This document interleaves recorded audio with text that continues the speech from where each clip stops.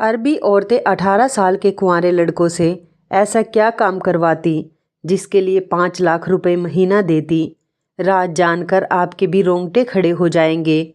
मेरा नाम सुनील है। मैं एक कम उम्र का जवान लड़का हूँ। मेरी कहानी कुछ अजीब सी है। मैं अपने भाई भाभी के साथ उनके घर में रहता था। मेरे माता पिता बचपन में ही गुजर चुके थे। एक दिन मेरी भाभी ने मुझसे कहा, सुनील आज तुम काम पर मत जाना। जैसे ही मैं काम पर जाने लगा, भाभी ने मुझे पीछे से रोक लिया, जिस पर मुझे बहुत उलझन हुई थी और हैरत भी हुई, जबकि भाभी मुझे कभी भी ऐसे नहीं रोका करती थी, बल्कि वो तो मुझे बुलाना भी पसंद नहीं करती थी। मैं भी रुक गया और रुककर उनकी बात सुनने लगा। मैंने उनसे कहा, जी बताइए सब कुछ ठीक तो है ना। इस पर वो कहने लगी, नहीं कुछ भी ठीक नहीं है। तुम्हारे भैया कहीं काम से गए हुए हैं, 2-3 घंटों में आ जाएंगे, तो उन्होंने तुमसे कुछ बात करनी है। ये सुनकर मैं एकदम सोच में पड़ गया कि आखिर भैया को मुझसे किस बारे में बात करनी है। मैंने भाभी से तब इसी अंदाज में पूछा, पर भाभी ने मासूम सा चेहरा बनाकर कहा कि मैं इस बारे में कुछ नहीं जानती। तुम्हारे भैया किस बारे में तुमसे बात करना चाहते हैं, वही तुमको सब कुछ बताएंगे। तुम उनकी बात सुनकर जाना। मैं अच्छी तरह से जानता था कि जो बात भी होगी उसके पीछे लगाई बुझाई भाभी ने ही की होगी, और वो इस बात से इतनी अनजान बन रही थी जैसा उनको कुछ पता ही ना हो। मैं यकीन ही नहीं कर सकता। भले से ही मैं उम्र में छोटा जरूर था, लेकिन भैया भाभी के रवैयों ने मुझे वक्त से पहले ही बूढ़ा बना दिया था। मैंने इस बात पर भाभी से कुछ भी नहीं कहा और चुपचाप घर से बाहर निकल आया। भाभी पीछे से बार बार मुझे आवाज़ लगाती गई, सुनो सुनील, मैंने तुमसे कहा ना अपने भैया की बात सुनते जाना, उनको मैं क्या जवाब दूंगी वगैरह वगैरह। मगर मुझे अब इस बात की कोई भी परवाह नहीं थी। आज भैया की वजह से ही मैं ऐसे धक्के खा रहा था, और अपना घर होने के बावजूद भी उस घर में मुझे किराया देकर रहना पड़ता था। फिर मैं किस रिश्ते से उनको भैया भाभी होने का दर्जा देता, लेकिन मैं उनकी बहुत इज्जत और सम्मान करता था। उन्होंने अपनी इज्जत में कमी करने के अलावा मुझे कभी किसी बात का भी मौका नहीं दिया। मैं चलता हुआ यही बातें सोचते सोचते घर से बहुत दूर आ चुका था। अचानक से ही गाड़ी आकर मुझसे टकरा गई और मैं तभी गिर पड़ा। इस हादसे में कसूर गाड़ी वाले का नहीं था, बल्कि कसूर तो मेरा था, क्योंकि मैं बगैर किसी ध्यान के अपने ही ख्यालों में खोया हुआ था। ट्रैफिक से भरी सड़क पर चल रहा था। टक्कर के बाद मैंने खुद को ज़मीन पर लेटा हुआ पाया और मेरे इधर उधर खून ही खून बिछा हुआ था। कहाँ कहाँ चोट आई थी मुझे कुछ भी नहीं पता था। इसके बाद मुझे किसी भी बात का होश नहीं रहा और मैं बेहोश हो गया। मुझे सिर्फ इतनी आवाज़ आ रही थी कि कोई एम्बुलेंस को बुलाओ और उसे अस्पताल ले जाओ। 3 दिन बाद जब मेरी आँख खुली तो मैं हॉस्पिटल के बिस्तर पर पड़ा था और मेरा पूरा शरीर पट्टियों में जकड़ा हुआ था। मेरे इधर उधर 2 लगे हुए स्टैंड थे जिन पर ड्रिप लटकी हुई थी, और मेरे पास एक नर्स खड़ी मेरा बुखार चेक कर रही थी। जब मैंने आंखें खोली तो वो मुझे देखते हुए पूछने लगी, अब आप कैसा महसूस कर रहे हैं। मैंने इशारे से सिर हिलाकर बहुत मुश्किल से कहा कि मेरा पूरा शरीर बहुत दर्द कर रहा है। उस पर नर्स ने मुझे टीका लगा दिया। मेरे घर वालों से मेरी कोई बात नहीं हो सकी थी। टीका लगते ही मेरा दिमाग फिर से भारी होने लगा। मैंने हिम्मत करके वो सवाल पूछ लिया जो होश में आते ही सबसे पहले लोग पूछा करते हैं, जिनके सगे संबंधी इस दुनिया में मौजूद होते हैं। मेरे भी थे, पर वो अलग बात थी कि वो मुझे अपना कुछ नहीं समझते थे। नर्स ने ना जाने क्या जवाब दिया, क्योंकि मेरी तबीयत ठीक नहीं थी, इसलिए मैं अपने होश खो रहा था। मुझे कुछ भी समझ में नहीं आ रहा था मेरे साथ क्या हुआ। बस मेरा शरीर दर्द किए जा रहा था और उसके बाद नींद के आगोश में चला गया था, बिना ये जाने कि मेरे भैया को इस बारे में पता भी है या नहीं। कुछ देर बाद जब मेरी आंख खुली तो कमरे में कोई नहीं था। मैं इस बार थोड़ा अच्छा महसूस कर रहा था। काफ़ी देर से खुली आंखों से छत को घूरता जा रहा था जब एक लड़की कमरे में आई। वो मुझे देखकर कहने लगी कि मैं यहाँ पर इंटर्न हूँ, और अब आप कैसा महसूस कर रहे हैं। मैंने इस बार भी सिर हिला दिया कि मैं अच्छा महसूस कर रहा हूँ। फिर उसने मुझसे पूछा, आपको क्या हुआ है? जिस पर वो अफसोस से बोली, अब तो आप बहुत बेहतर हैं, वरना पहले आपकी हालत काफ़ी ख़राब थी। आप यहाँ खून से लथपथ आए थे, डॉक्टर तो आपका पाँव काटने वाले थे। वो लड़की शायद बहुत ही बातूनी थी। उसी वक्त वहाँ हॉस्पिटल की नर्स कमरे में आई और उस लड़की को डांट कर कहने लगी, इसलिए हम इंटर्न नहीं रखते, जहाँ जिसको चाहा बातें करने खड़ी हो जाती हो। तुम यहाँ काम करने आती हो या बातें करने? वो मरीज अभी उठा है और तुम उसको बातों में लगा रही हो। अब जाओ यहाँ से और अपना काम करो। नर्स ने उस बेचारी को अच्छी खासी बातें सुना दी थी, जिससे वो बेचारी मेरे सामने काफ़ी शर्मिंदा महसूस कर रही थी और वो लड़की वहाँ से चली गई। फिर नर्स मेरे पास आई तो मैं भी वैसी ही हालत में था। इससे पहले वो मेरा टीका लगाती, मैंने उससे डरते हुए पूछा, क्या सच में मेरा पैर कट गया? उस बात पर नर्स ने सिर हिलाया और कहा, नहीं, तुम बच गए। यही वजह है जो मैं हमेशा इस लड़की को यहाँ आने से रोकती हूँ। पता नहीं मरीजों को क्या क्या बताती रहती है, मगर मुझे नर्स की बातों में बिल्कुल भी दिलचस्पी नहीं हुई। मैंने पूछा, मुझे यहाँ कितने दिन हो गए? नर्स ने बताया कि आज तुम्हें तीसरा दिन है, वरना पहले 2 दिन तो तुम्हारी हालत बड़ी नाजुक थी, मगर अब तुम काफ़ी हद तक ठीक होते जा रहे हो। उम्मीद है अगले 2-3 दिन बाद तुम्हें डिस्चार्ज कर दिया जाएगा। मैंने पूछा कि आपने मेरे घर वालों को खबर पहुंचाई? इस बात पर नर्स ने हैरत से मुझे देखा और इनकार से सिर हिलाते हुए कहने लगी, हमें कैसे पता होगा तुम्हारे घर वालों के बारे में?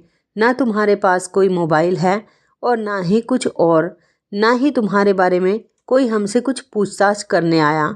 तुम्हारे एक्सीडेंट के बाद जो लोग तुम्हें सड़क से उठाकर यहाँ एडमिट करवा गए थे, उसके बाद उनका भी पता नहीं वो कहाँ गए और कौन कौन थे। चलो कोई बात नहीं, वैसे भी अब तुम ठीक हो। तुम मुझे अपना नंबर बताओ, मैं तुम्हारे घर वालों को तुम्हारे बारे में बता देती हूँ।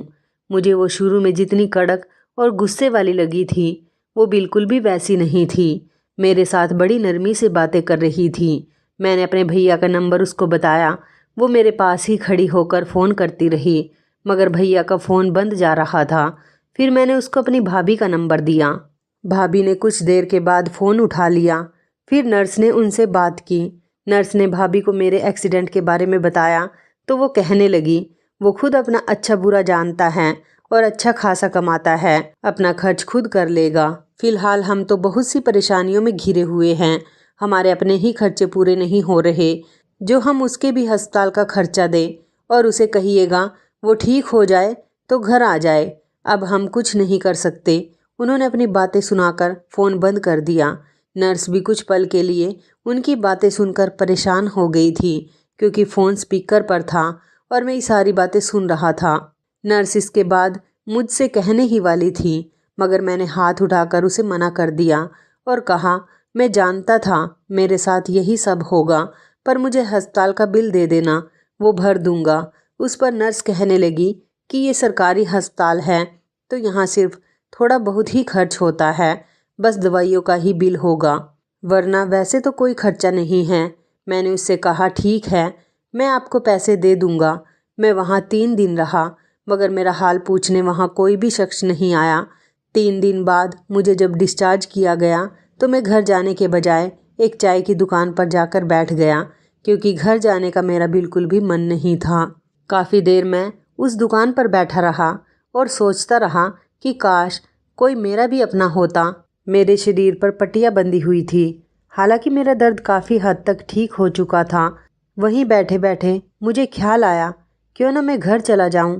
यहाँ बैठकर मैं खुद को ही तकलीफ़ पहुंचा रहा हूँ, तो बेहतर है घर जाकर चुपचाप कमरे में बंद हो जाऊंगा। ना किसी से कोई सवाल करूंगा और ना ही उनके सवालों का जवाब दूंगा। ये सोचकर मेरे दिल से बोझ खत्म हो गया था और मैं बड़ी मुश्किल से घर के पीछे चला गया। मेरे घर में लोहे की सीढ़ियाँ थी और उनका रास्ता ऊपर की तरफ जाता था। मेरा कमरा छत पर ही था। वैसे तो आमतौर पर मैं घर के अंदर वाली सीढ़ियाँ इस्तेमाल करता था, मगर उस वक्त मैंने वही लोहे की सीढ़ियाँ जो छत की तरफ जाती थी, उन्हीं को इस्तेमाल करके सीधा अपने कमरे में पहुंचकर दरवाज़ा अंदर से बंद कर लिया। मुझे भूख नहीं थी, इसलिए मैंने खाना भी नहीं खाया था। अपने बिस्तर पर लेटकर मैं सोचने लगा कि अब मुझे कल अस्पताल के उस छोटे मोटे बिल को भी जमा करना है। मैं उसको कैसे जमा करूँगा? मेरा कमरा भी वैसे ही गंदा हो रहा था जैसे मैं छोड़कर गया था, क्योंकि मेरे कमरे में तो ताला लगा था, इसलिए किसी ने यहाँ आने की कोशिश भी नहीं की। बल्कि मुझे किसी ने भी अस्पताल में आकर नहीं पूछा। वो तो फिर भी एक बेजान कमरा था, उसे कौन पूछता। पूरी रात मेरी बड़ी बेचैनी से और सोचते हुए गुजरी। आधी रात को मेरे पैर में दर्द होने लगा, मगर जैसे तैसे मैंने बर्दाश्त कर लिया और अपने दर्द को बिना आवाज़ के ही सहन करने की कोशिश की। मैं और भैया तो एक ही माँ बाप की औलाद थे, फिर वो क्यों बदल गए थे? मैंने तो हमेशा उनकी इज्जत की, मैं उनकी हद से ज़्यादा इज्जत करता था। उन्होंने हमेशा मुझे ये सोचने पर मजबूर किया कि उनसे मेरा कोई ताल्लुक़ नहीं है। मेरे पास अपनी जमा पूंजी रखी थी, वो उठाई और पहले तो अस्पताल जाकर उनके बिल अदा किए और फिर काम पर चला गया। मैं एक होटल पर वेटर का काम करता था। जब मैं होटल में गया तो वहाँ के मालिक ने मुझे देखते ही मुझसे पूछा, कहाँ थे तुम इतने दिनों से? जब पट्टियों में मेरे पैरों को जकड़े हुए उन्होंने देखा तो वो खुद ही समझ गए और मुझे देखकर उन्होंने मुझसे कहा, सुनील, तुम इतने दिनों से नहीं आए, हमारा तो काम है ये। अपने काम को हम तुम्हारे नाम से बंद तो नहीं कर सकते थे ना। हमने नया लड़का रख लिया, जाहिर सी बात है इतने दिन तुम्हारा कौन इंतज़ार करता। मगर मुझे फिर भी इस बात का दुख हुआ कि आज तक मैंने अपने मालिक को कभी शिकायत का मौका तक नहीं दिया और उन्होंने मेरे कुछ दिन ना आने पर फ़ौरन ही नया लड़का काम पर लगा लिया। लेकिन जहाँ शिकायत मैंने अपने सगे भाई से नहीं की थी तो उससे क्या कहता। मैंने मालिक से कहा कि मालिक, मैं खाते का काम कर लेता हूँ, मगर मुझे नौकरी से मत निकालिए। पर वो मुझे रखने को तैयार ही नहीं थे। बस उन्होंने बातों को गोलमोल घुमा दी और कहने लगे, तनख्वाह नहीं है, ये नहीं है, वो नहीं है। मैं उनकी बातों के घुमाव को समझ चुका था, मतलब वहाँ से भी मुझे साफ जवाब मिल चुका था। मैं बेबसी से जैसे ही मुड़ने लगा तो वो मालिक मुझसे कहने लगे, देखो, मैंने जानबूझकर तुम्हें नौकरी से नहीं निकाला। मैं तुम्हें इसके पीछे का सच बताता हूँ। इसके पीछे एक बहुत बड़ी वजह है। मैंने उनको नज़रअंदाज करना चाहा, मगर मालिक ज़बरदस्ती मुझे कमरे में ले गए और बोले, मैं जानता हूँ इस वक्त तुम कितने मजबूर हो, मगर मुझे भी तुम्हारा ख्याल है। सालों से तुम मेरे पास काम कर रहे हो, मगर मुझे तुम्हारी तरफ से कभी शिकायत नहीं मिली। तुम्हें याद है वो अरबी औरत? मैं मालिक की बातें बिना ध्यान दिए ही सुन रहा था और बिना कुछ समझे ही मैंने उनकी बात पर सर हिला दिया, मगर शायद मुझे उनकी बात पर यकीन नहीं था। तभी वो मुझे समझाने के लिए कहने लगे, तुम्हें याद है ना, एक बार हमारे होटल में मोटी सी औरत एक बड़ी सी कार में आई थी और भारी टिप भी तुम्हें देकर गई थी और अरबी में ही बात करती थी। वो अभी भी मेरी तरफ ऐसे देख रहे थे जैसे शायद वो बात अब मुझे याद आ गई हो, मगर मुझे वो पहले ही याद आ चुकी थी। सो मैंने कहा, हाँ, याद आया, आगे बताइए क्या बात है। वो तुम्हें देख कर गई थी, तुमने ही उनका ऑर्डर पूरा किया था। एक हफ्ता पहले ही वो तुम्हारे बारे में पूछ रही थी। मैंने कहा, पता नहीं वो क्यों काम पर नहीं आ रहा। उसके बाद वो रोज़ यहाँ पर आती है, इसी वजह से मैं तुम्हें यहाँ नहीं रखना चाहता। मुझे डर है कि वो तुम्हें सच में ढूंढकर अपने साथ ना ले जाए। आगे तुम्हारी मर्जी है। मैं सोचना चाह रहा था कि कहीं मालिक झूठ तो नहीं बोल रहे, मगर चाह कर भी ये सोच नहीं सका, क्योंकि मुझे यकीन था वो शख्स मुझसे झूठ नहीं बोल रहा। मैं और मालिक अंदर कमरे में ही थे। इतने में ही एक लड़के ने मालिक को बताया कि वही अरबी औरत आई है और सुनील के बारे में पूछ रही है। तब मेरा यकीन और भी ज़्यादा पक्का हो गया था। मालिक ने मेरी तरफ देखा और मुझसे पूछने लगे, अब बताओ, आया तुम्हें यकीन मेरी बात का? इससे पहले वो जाकर उस औरत को मना करते कि यहाँ पर कोई सुनील नहीं। मैं होटल के पीछे वाले रास्ते से बाहर निकल गया।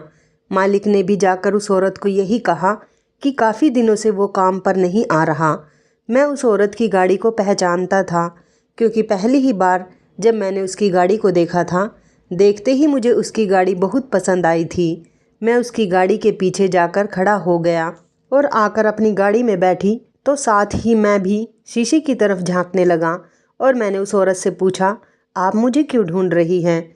उसने मेरी तरफ देखा और मेरी बात पर वो बिल्कुल भी नहीं डरी। बड़े आराम से आगे का दरवाज़ा खोलकर मुझे बैठने का इशारा किया। मुझे एक पल के लिए तो डर भी लग रहा था। फिर मैं आर या पार का फैसला करते हुए उस गाड़ी के अंदर बैठ गया। वैसे भी किसी को मेरा कोई ख्याल नहीं था जो मैं उससे डरता फिरता। मैंने उससे कहा, हाँ बताओ, क्यों आती हो रोज़ मेरा पता करने यहाँ पर? उस औरत ने कोई भी जवाब नहीं दिया और चुपचाप गाड़ी चलाती रही। मैंने 2-3 बार उससे फिर वही बात पूछी, मगर वो तो अपना मुंह बंद किए बैठी थी। उसका कोई जवाब ना आने पर मैं भी चुपचाप बैठ गया, क्योंकि बोलने का फ़ायदा नहीं था। आधे घंटे बाद उसने गाड़ी कोठी के सामने रोक दी। चंद लम्हों में कोठी का दरवाज़ा खुला तो गाड़ी अंदर चली गई। अंदर जाकर उसने नौकर को इशारा किया तो वो मुझे उसके पीछे ड्राइंग रूम में लेकर चला गया।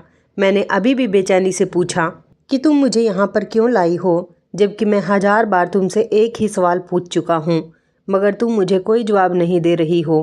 कुछ देर के बाद उसकी चुप्पी टूटी और वो कहने लगी, मैंने तुम्हें ज़बरदस्ती अपनी गाड़ी में नहीं बिठाया था, तुम अपनी मर्जी से गाड़ी में सवार हुए थे। रही बात तुम्हें ढूंढने की, तो मुझे एक नौकर चाहिए था। इस बात पर मैं हैरानी से बोला, तो कोई भी दूसरा नौकर रख लेती, मेरे लिए वहाँ उस होटल के चक्कर क्यों लगा रही थी? वो थोड़े अंदाजी शब्दों के साथ बोली, तुम नहीं समझोगे मासूम बच्चे, मगर खैर ये तुम्हें सारा काम समझा देगा और अब तुम ही मेरे घर के हेड सर्वेंट होंगे। मैंने हैरानी की आवाज़ में कहा, अगर मैं यहाँ पर काम ना करूँ तो? वह बोली, मत करो, तुम यहाँ से जा सकते हो, मगर मुझे यकीन है तुम यहाँ पर हर हाल में काम करोगे। तुम्हें यहाँ रहने की जगह भी मिलेगी, तनख्वाह भी मिलेगी और दुनिया का ऐशो आराम भी मिलेगा। जो तुम चाहोगे यहाँ वैसा ही होगा। मैंने कहा, लेकिन मुझ पर इतनी मेहरबानी क्यों? मैं अभी तक हैरान था, क्योंकि ये सब कुछ बिना मतलब के नहीं मिलता। मगर इस औरत ने कोई जवाब नहीं दिया और वहाँ से चली गई, जबकि पीछे से मैं इस वक्त उस पर गौर करने लगा कि ऐसी क्या बात है। आखिर ये औरत मुझे यहाँ नौकरी पर क्यों रखना चाहती है और मुझ पर इतनी मेहरबान क्यों है और मेरे लिए उस होटल के इतने चक्कर क्यों लगा रही थी? ऊपर से कितने यकीन से कह रही थी कि तुम मेरे हेड सर्वेंट हो और मेरे लिए काम करोगे। मैंने बहुत सोचा, जितना दिमाग लड़ा सकता था लड़ा लिया, मगर किसी तौर पर भी मुझे उस औरत का मतलब समझ में नहीं आ रहा था। थक हार के मैं वहीं बैठ गया। जब एक नौकर आया और मुझे अपने साथ सर्वेंट क्वार्टर में ले आया। मेरा क्वार्टर सबसे प्यारा और खूबसूरत था। उस औरत ने एक बार भी मुझसे मेरी मर्जी नहीं पूछी कि तुम यहाँ पर काम करोगे या नहीं, और वो नौकर भी उसी अरबी औरत की तरह था। उसने भी मुझसे नहीं पूछा कि क्या मैं क्वार्टर खोल दूँ। उस नौकर ने मुझे क्वार्टर के पास लाकर खड़ा कर दिया बगैर मेरी मर्जी जाने। मैंने भी खुद को हालात के सहारे पर छोड़ दिया। वापस जाता तो किसके लिए जाता? उस भाई और भाभी के लिए जिन्होंने एक हफ्ते से मेरा पता करने की कोशिश भी नहीं की थी कि मैं कहाँ पर हूँ और कहाँ नहीं। किसी जलील इंसान की तरह मुझे उस घर में एक साइड पर फेंका हुआ था। भाभी इस कदर मुझसे नफरत करती थी कि शुरू में ही उन्होंने मेरे खाने पीने के बर्तन भी अलग कर दिए थे और ना खुद हाथ लगाती और ना ही अपने बच्चों को मुझे छूने देती थी। ये तो फिर बाद में कहीं जाकर मुझे ही ख्याल आया कि मुझे उनसे खुद ही अलग हो जाना चाहिए। मेरा दिल चाहा कि एक बार भाई को ज़रूर बताऊं। शायद मेरे अंदर अब भी उनके लिए एहसास बाकी था। मैंने इधर उधर निगाह दौड़ाई तो सामने ही टेलीफोन रखा था, जो यकीनन मेरे लिए होगा, और अगर मेरा नहीं भी था तो मुझे कोई फ़र्क नहीं पड़ता। मैंने भाई का नंबर मिलाया तो 2-4 बार बेल बजने के बाद उन्होंने मेरा फ़ोन उठा लिया। उनके फ़ोन उठाते ही मैंने अपने शब्दों को कड़क बनाने की कोशिश की, मगर मेरी कोशिश नाकामयाब रही। मेरी आवाज़ कांपने लगी और अपनी कांपती हुई आवाज़ से कहा, भैया मैं सुनील हूँ।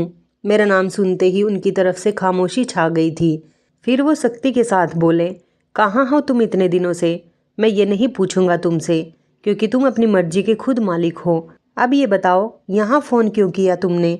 मेरा दिल तो एकदम भैया की ये सारी बातें सुनकर टूट गया। मैंने धीरे से कहा, भैया मेरा एक्सीडेंट हो गया था। मगर वो बात काट कर बोले, जानता हूँ मैं, तुम्हारी भाभी ने बताया था इस बारे में, मगर ये भी यकीन है तुम्हारी तरह तुम्हारी एक्सीडेंट वाली बात भी झूठी होगी। खैर जहाँ भी हो वहीं रहो, घर आना चाहो तब भी नहीं रोकूंगा, मगर दोबारा यहाँ फ़ोन मत करना। ये बात कहते ही फ़ोन कट गया। मुझे यकीन नहीं आ रहा था भैया के उन शब्दों पर जो उन्होंने मुझसे कहे। मैं यकीन करने की बहुत कोशिश कर रहा था। जो कुछ लम्हे पहले शीशे की तरह मेरे कानों में साफ साफ सुनाई दे रहे थे। मैं वहीं लेट गया और सोचने लगा, भाई के साथ मैंने अपनी ज़िंदगी में कहाँ पर बुरा किया था जो वो मेरे साथ ऐसा कर रहे थे। पहले सब कुछ ठीक था। जब माँ बाप का देहांत हुआ उस वक्त भी सब कुछ ठीक था। मुझे उन्होंने ही पाला पोसा, मेरी हर ज़रूरत का ख्याल रखा था, मुझे पढ़ाया लिखाया भी, बल्कि हर तरह से एक बड़े भाई होने का फ़र्ज उन्होंने अदा किया था। उसके बाद भैया को अपनी यूनिवर्सिटी की ही एक लड़की पसंद आ गई। इस लड़की के माता पिता को भी भैया पसंद आ गए क्योंकि भैया अच्छा कमाते थे। तो उन दोनों की चट मंगनी पट ब्याह वाला हिसाब हो गया। भाभी शादी के बाद जब घर आई तब भी भाई ने हमेशा मुझे प्यार किया। पहले ही दिन उन्होंने भाभी को अपने पास बैठाकर बता दिया था कि ये मेरा छोटा भाई नहीं, इसे मेरा बेटा समझना, इसका मेरे सिवा कोई नहीं।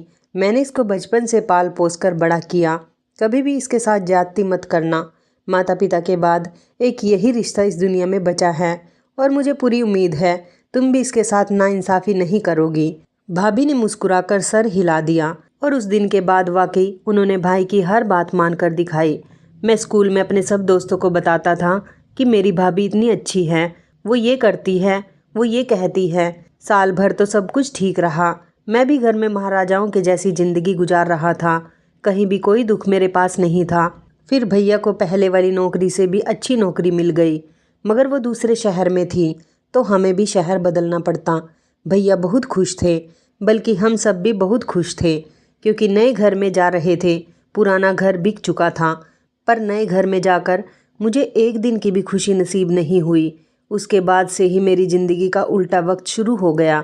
उस घर में दाखिल होने के बाद मैं अपने पुराने भैया को ढूंढता ही रह गया जो मुझसे बेपनाह मोहब्बत और नरमी से बात किया करते थे। मैंने यहाँ आकर भैया से कहा, भैया मुझे एक अलग कमरा चाहिए। इस बात पर उन्होंने मुझे नज़रअंदाज किया और अपने कमरे में चले गए।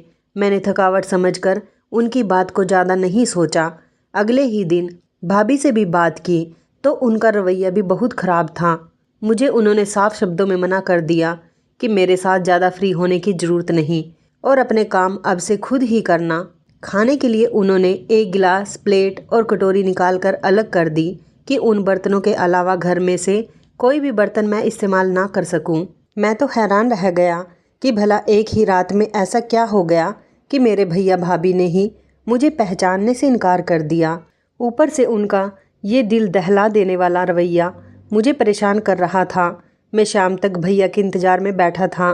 जब भैया आए तो फ़ौरन ही उनके पास जाऊंगा और मैंने भैया के पास जाकर कहा, भैया मुझसे कोई गलती हो गई है क्या? भाभी भी मुझसे बहुत बुरे तरीके से बात करती है। मगर भैया का रवैया उससे भी ज़्यादा तकलीफ़ दे था और हैरत अंगेज़ भी। वो इतनी सख्ती से मुझसे बोले, शिकायत लगाने की ज़रूरत नहीं, वो जो कर रही है ठीक ही कर रही है। अगर इस घर में रहना है तो सब कुछ बर्दाश्त करना होगा, और रही बात तुम्हारी तो तुम यहाँ भी नहीं रहना चाहो तो कोई ज़बरदस्ती नहीं। और ख़बरदार जो आइंदा मुझसे ज़्यादा करीब होने की कोशिश की तो। उस दिन के बाद वो हंसता खेलता सुनील भी बदल गया। तब मेरी उम्र 14 साल थी, मगर मैं एक बौने व्यक्ति की तरह हो गया था जिसका कद छोटा रह जाता है मगर उसे दुनिया अपने रवैयों से एक रात में ही बड़ा कर देती है। फिर भाभी ने खर्चा देने से भी हाथ उठा लिया। वो पता नहीं मुझे खाना भी कैसे दे रही थी, यही मेरी समझ में नहीं आ रहा था। मुझे अपनी छोटी छोटी ज़रूरत पर उनके आगे हाथ फैलाने पड़ते थे।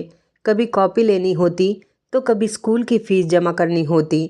वो हर बार ही बड़े बुरे तरीके से मुझे पैसे दिया करती थी। फिर एक दिन तंग आकर मैंने स्कूल ही छोड़ दिया और एक ढाबे पर नौकरी करने लगा। भैया को पता नहीं चला तो उन्होंने मेरे बारे में कुछ सोचा भी नहीं। जो कुछ मुझे थोड़ा बहुत मिलता था मैं उसी में ही गुजारा कर लिया करता था। पहले तो थोड़ा बहुत जो कुछ भैया मुझे देते भी थे उससे भी उन्होंने अब हाथ खींच लिया था। मैंने भी उसके बाद कभी उनसे पैसे नहीं मांगे। एक रोज़ भाभी ने मेरी चारपाई और मेरा थोड़ा बहुत सामान छत पर रखवा दिया। मैं भी खुश था कि चलो उनके सामने कम उठूँगा बैठूँगा। पहली रात वहाँ सोया तो बहुत रोया था क्योंकि माता पिता को तो मैंने कभी देखा ही नहीं था। मुझे तो भैया ने ही पाला पोसा था। अब तक एकदम से उनका बदलता हुआ रूप मेरे लिए मेरे दिल पर जख्म कर चुका था। अगले रोज काम पर जाने के लिए नीचे उतरा तो भाभी ने मुझसे किराया मांगा और कहा कि हम तुम्हें बर्दाश्त कर रहे हैं, काफ़ी सालों से यहाँ तुम फ्री में रह लिए, अब अगर यहाँ रहना हो तो उसके लिए पैसे देने पड़ेंगे। मैंने जेब में हाथ मारा और जितने पैसे थे उनकी हथेली पर रख दिए। मुझसे पैसे लेते हुए वो कहीं से भी पढ़ी लिखी नहीं लग रही थी। घर में किराया देता हूँ ये बात भैया को भी मालूम हो गई थी, मगर वो चुप थे, बल्कि शायद उनकी ज़िंदगी में अब मेरे लिए एक चुप ही रह गया था। बस फिर उसके बाद से मैं वहाँ पर हर महीने किराया दिया करता था और खाना ढाबे से ही खाता और रात के लिए साथ में भी ले जाता। मेरी ज़िंदगी अब एक मशीन की तरह चल रही थी जिसमें कहीं मेरे दुखों की रुकावट नहीं थी। और अब मैं उस अरबी औरत के घर में बैठा था जिसका हर मतलब ही मुझे हैरान कर देने वाला था। मैं बेड पर लेटा और उसी के बारे में सोच रहा था जब क्वार्टर का दरवाज़ा खुला और मैंने देखा तो वो अरबी औरत मेरे सामने आकर खड़ी हुई। मैंने जल्दी से कहा, मुझे बताओ कि तुम क्या चाहती हो, मगर वो चुपचाप मुझे देखती रही, जिस पर मैं झुंझला गया और कहा कि जो भी बात है वो खुलकर करो, मुझे इतना सोच में डालने की कोई ज़रूरत नहीं। कुछ देर बाद वो बोली कि तुम्हें मेरे लिए काम करना होगा। मैंने कहा, ये बात तुम बता चुकी हो, इसके बाद बताओ। मगर वो मुझसे हंसते हुए बोली, नहीं, वो काम नहीं जो तुम समझ रहे हो, मैं तुमसे कुछ खास काम लेना चाहती हूँ। मैंने कहा, कैसा काम? अब की बार मैंने तेजी से कहा तो वो बोली, तुम्हें एक काम सिखाया जाएगा, तुम्हें सोना बनाना होगा और फिर वो सोना तुम मेरे असिस्टेंट बनकर बेचना। मुझे बड़ी हैरत हुई कि ये औरत क्या बात कर रही है। मैंने कहा, तुम्हारी बात बिल्कुल भी समझ में नहीं आ रही, तुम मुझे खुलकर समझाओ। उसने गहरी सांस भरी और कहने लगी, मैं अरबी औरत हूँ, सब मुझे जानते हैं, मगर मैं यहाँ असल काम सोना बेचने का करती हूँ, तो सब लोगों को मुझ पर एतबार है। तुम सोना बनाओगे और हम मिलकर बेचेंगे। मुझे तो सोना बनाना भी नहीं आता। मैं अभी भी उसकी बात को पूरे तरीके से समझ नहीं पा रहा था। वो बोली, मैं सिखाऊंगी। मैंने कहा, तो तुम खुद ही बना लो ना फिर, तुम्हें मेरी क्या ज़रूरत है। उस पर उस औरत की शक्ल देखने वाली थी, मगर वो खुद पर कंट्रोल करते हुए बोली, नहीं, तुम ही बनाओगे, मगर वो असली सोना नहीं होगा। जो फार्मूला हम इस्तेमाल करेंगे उससे खोजना बहुत मुश्किल है कि सोना असली है या नकली। मैंने इनकार कर दिया कि मैं ये काम हरगिज़ नहीं करूँगा, मगर वो औरत बहुत ज़िद्दी थी। उसने मुझसे कहा, दुनिया तुम्हें कोई अच्छाई के अवार्ड नहीं देगी, लेकिन तुम ये काम करोगे तो मैं तुम्हें बेशुमार मालामाल कर दूंगी। इस काम के पकड़े जाने का खतरा बहुत कम है, वगैरह वगैरह। फिर आखिर में मैं मान ही गया, क्योंकि हर तरह से ही मैं तंग आ गया था। कोई घर बार नहीं था और ना ही अपनों का साथ। जिंदगी बेकार हुई पड़ी थी, तो ऐसे में भला मुझसे अच्छाई की उम्मीद रखना कहाँ की अक्लमंदी थी। तो मैं मान गया और इस अरबी औरत के लिए हर वो काम करने लगा जो वो मुझसे कहती थी, जिसमें सिर्फ सोना बनाना ही नहीं, मुंशियों के सारे काम भी शामिल थे और भी इसी तरह के बुराई वाले काम थे। मैं तो बहुत हैरान था कि एक औरत भला ये सब कुछ कैसे संभाल सकती हैं, मगर हिम्मत है इसकी। मेरे बैंक अकाउंट में भी 18 साल की उम्र में पैसे ही पैसे भरने लगे थे। एक दिन मुझे पता चला कि भैया का एक्सीडेंट हो गया, तो मैं उन्हें देखने अस्पताल चला गया। भले ही उन्हें मुझसे कोई रिश्ता नहीं रखना था, मगर मेरे लिए तो वो मेरे माता पिता का ही दर्जा रखते थे। मैंने भैया को मिलना चाहा तो उन्होंने किसी बात का जवाब नहीं दिया, जबकि मैं खड़ा होकर उन्हें देखता रहा। उधर भाभी पास में ही खड़ी थी और फ़ोन पर किसी से पैसों का पूछ रही थी। मैंने उसी वक्त पैसों का लिफाफा उनके आगे कर दिया, मगर भैया ने उन पैसों को लेने से साफ इनकार कर दिया। भाभी ने भी उन पैसों की तरफ नज़रें उठाकर भी नहीं देखा।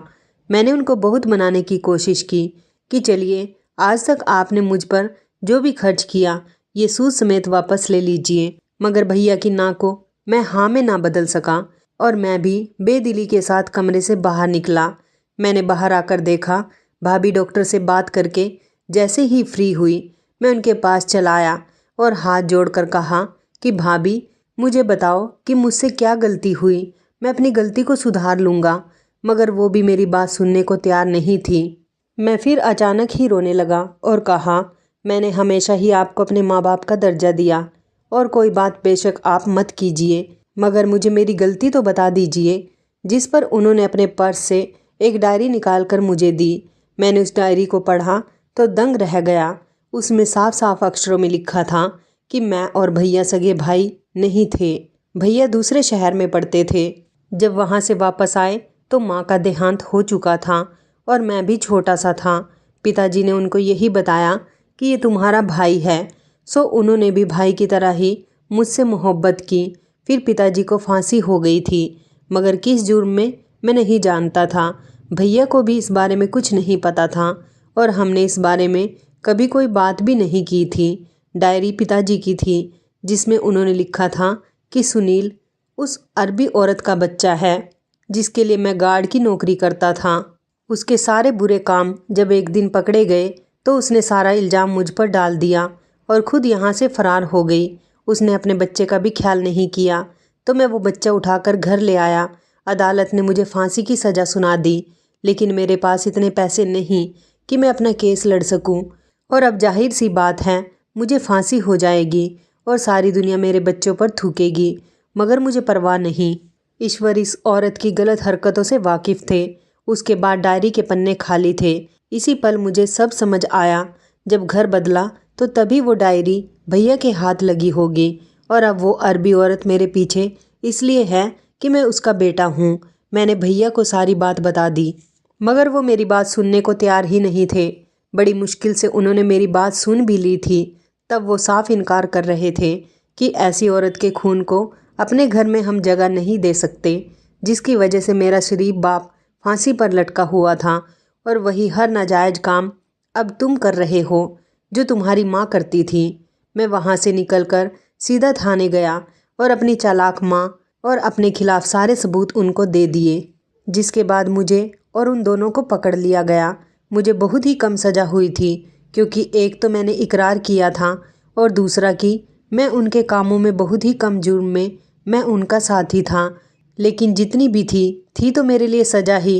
मुझको भी उस औरत के पास काम करने से पहले सोचना चाहिए था, क्योंकि मैं उस मक्कार औरत का बेटा था जिसने ना जाने कितने घर बर्बाद किए थे। फिर कुछ दिनों के बाद जब मैं घर पर आया तब मेरी ज़िंदगी पहले जैसी हो गई थी।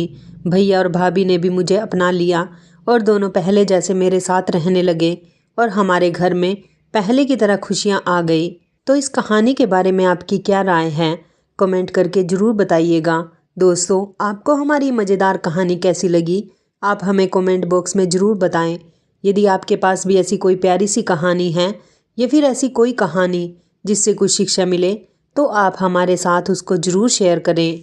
दोस्तों, यदि आपको हमारी ये वीडियो अच्छी लगे तो आप हमारी इस वीडियो को लाइक शेयर ज़रूर करें और ऐसी ही दिल को छू लेने वाली प्रेरणादायक कहानियाँ सुनने के लिए हमारे चैनल को भी सब्सक्राइब करें। यदि आप हमें फेसबुक पर देख रहे हैं तो आप हमारे फेसबुक पेज को लाइक और फॉलो ज़रूर करें। तो दोस्तों, फिर मिलते हैं ऐसी ही ज़बरदस्त कहानी या टिप्स के साथ नई वीडियो में। तब तक के लिए आप सभी का धन्यवाद। आप सभी अपना ख्याल रखना। आपका दिन शुभ व मंगलमय हो।